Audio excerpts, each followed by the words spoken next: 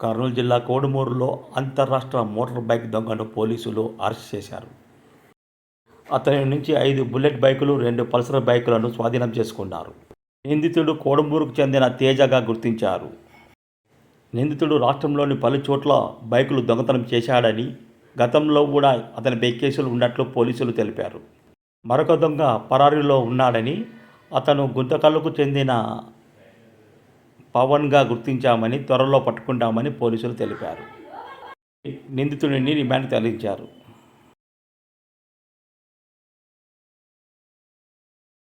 కొంచెం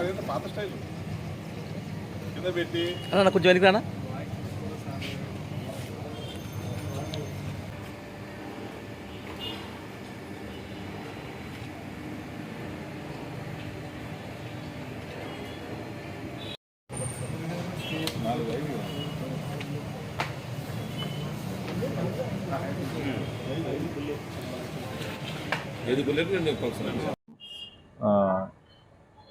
7/4/2026 తేదీన కోట్ల సర్కిల్లో ఒకటి రాయల్ ఎన్ఫీల్డ్ బండి దొంగతనమైంది.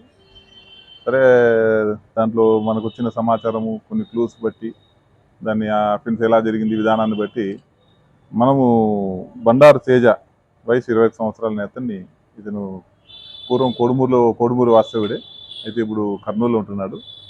అతన్ని ఈరోజు అదుపులో తీసుకోవడం జరిగింది. తీసుకున్న తర్వాత ఈ అబ్బాయి చెప్పిన దాని ప్రకారము అనంతపురం జిల్లా, అనంతపురం టౌను, తర్వాత ప్రకాశం జిల్లాలోని మార్కాపురం, సంతమంగుళూరు, ఈ వివిధ ప్రదేశాల్లో ఇతను బైకులు దొంగతనం చేసి ఇక్కడ తీసుకొచ్చి కొంతమందికి అమ్మడానికి ప్రయత్నించాడు.